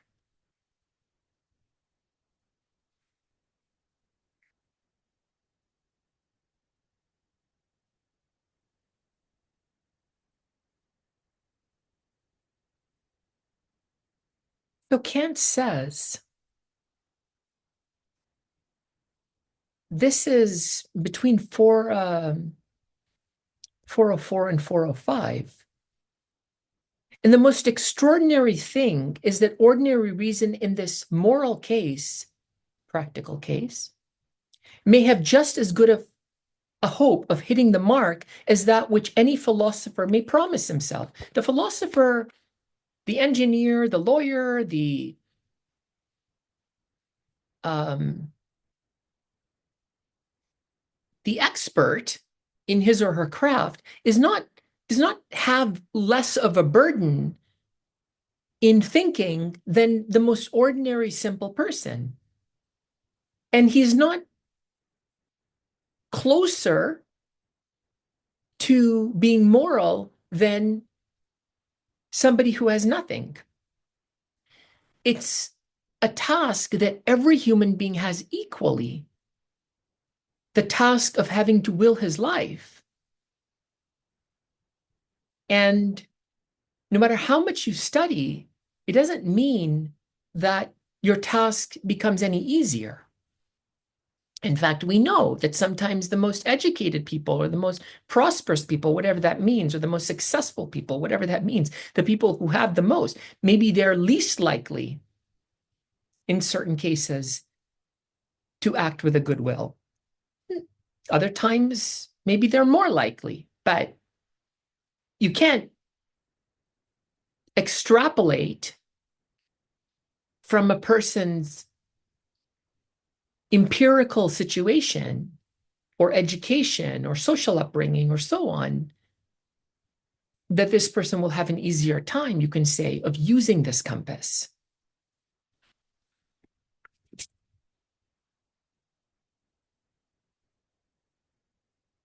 Man feels within himself a powerful counterweight to all the commands of duty which are presented to him by reason as being so preeminently worthy of respect.